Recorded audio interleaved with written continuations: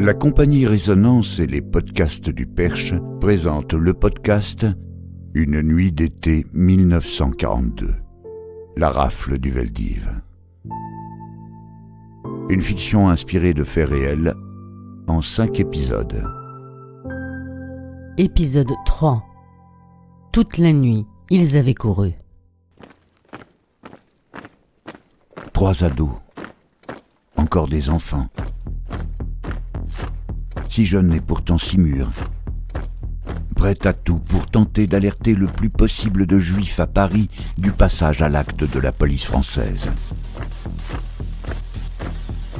Une nuit de peur et d'héroïsme.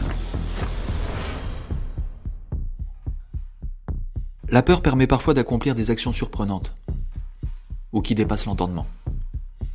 C'est ce qui va arriver à ce petit groupe d'adolescents, de juifs parisiens, presque des titis, bien intégrés, bien accoutumés à la vie parisienne de l'époque, se jouant parfois et même souvent avec malice des patrouilles de la police française, des intimidations des soldats allemands, des contrôles d'identité et même du couvre-feu.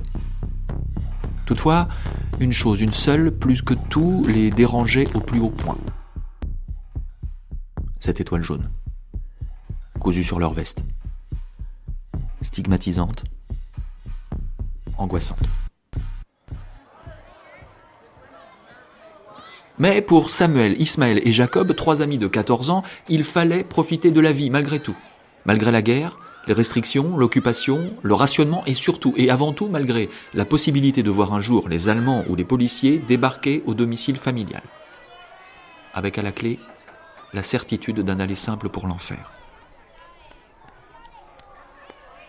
De la déportation et du sort réservé aux Juifs, les 3 garçons n'avaient jamais réellement entendu parler. Leurs parents respectifs, bien conscients de la menace qui pesait sur les Juifs, avaient, malgré leurs angoisses, leurs inquiétudes et leurs craintes, toujours fait en sorte de ne pas aborder ce sujet devant eux.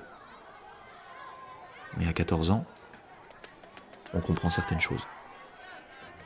Toutes les choses. Surtout quand on a l'esprit vif et que l'on est curieux de tout.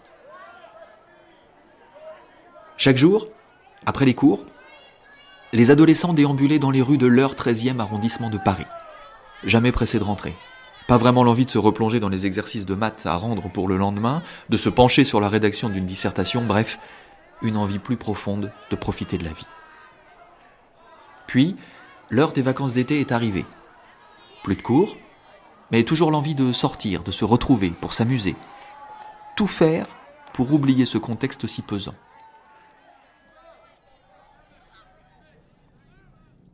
Les parents d'Ismaël avaient la chance d'avoir pu louer un appartement avec une cave, une aubaine pour les adolescents. Ils pouvaient s'y réfugier, éviter ainsi d'être trop souvent dans la rue à la merci d'un policier ou d'un soldat allemand zélé qui aurait pu leur causer bien des soucis ainsi qu'à leur famille. Cette petite cave, où étaient entreposés de nombreux objets, avait aussi la particularité de donner sur le trottoir. Grâce à une petite lucarne, la lumière du jour et l'air pouvaient y entrer. Autre point positif, en ce mois de juillet 1942, le local avait l'agréable avantage de rester bien frais. Un repère idéal en quelque sorte. Un peu poussiéreux, mais idéal. Et vous allez comprendre pourquoi. La rue du Javelot, dans le 13e arrondissement, est une rue très vivante. Les passants sont nombreux à fouler les trottoirs, et notamment celui où donne la lucarne de la cave louée par les parents d'Ismaël. Les discussions y vont bon train.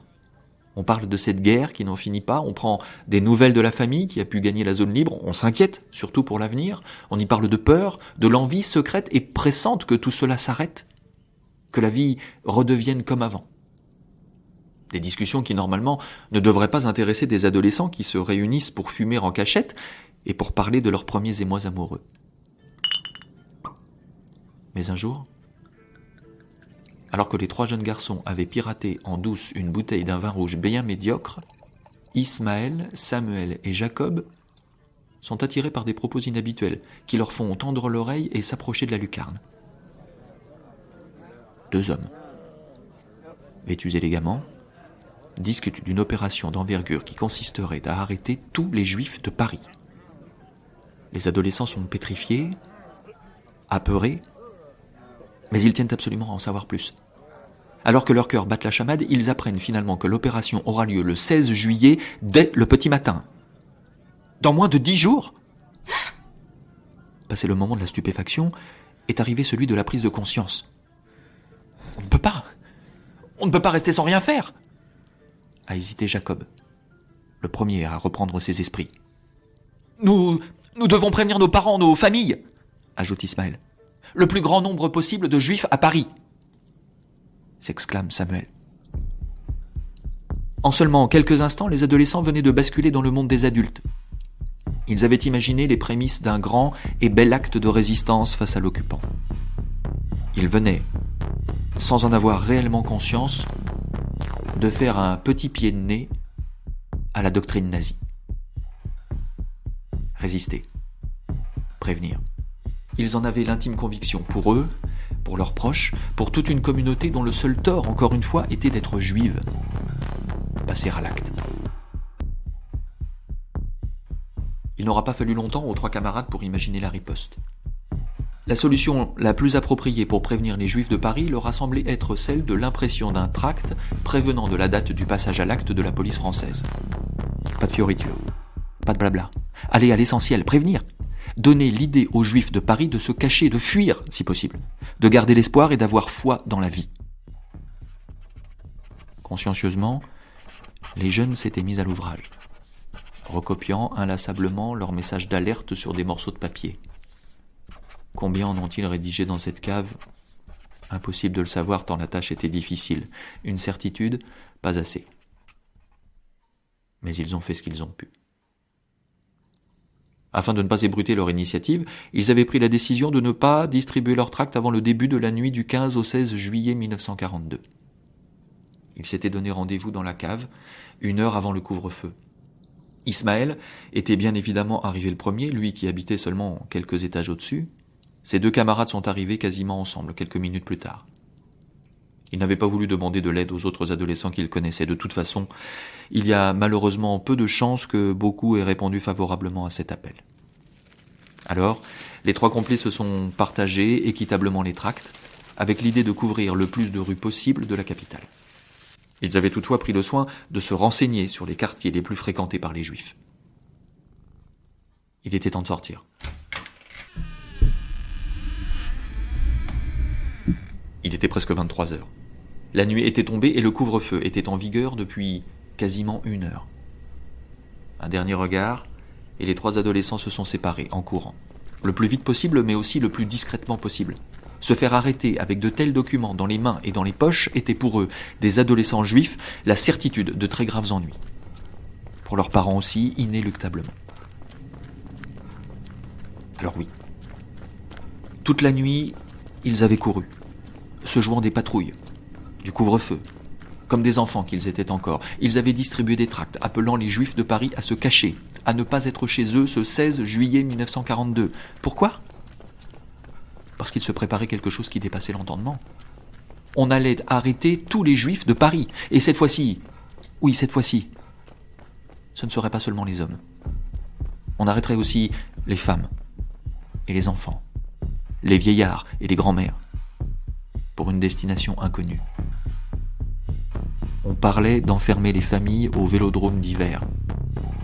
Première étape d'un voyage infernal qui ferait escale à Pithiviers, Beaune-la-Rolande, Compiègne, Drancy.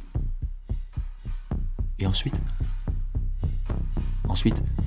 ce seraient les camps en Allemagne, en Pologne. Combien de Juifs ont pu échapper à l'arrestation grâce au courage de ces 3 jeunes adolescents ? Impossible de le savoir. Une chose est certaine, Ismaël est revenu le premier non loin de la cave de la rue du Javelot. Et ce, au moment où le soleil se levait. Au loin, devant son immeuble, il a malheureusement aperçu des policiers. Il a pensé à ses parents. Mais il a fait demi-tour. Les yeux mouillés de larmes, il s'est enfui, caché, à espérer retrouver Jacob et Samuel, et à repenser à ses parents.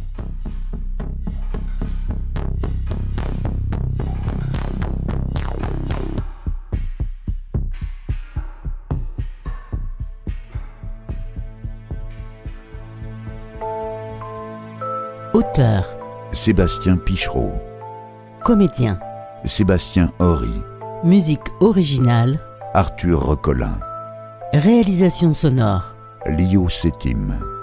avec la participation exceptionnelle, voix off, Nicolas Plancher, comédien. La suite dans le prochain épisode. Les podcasts du perche.com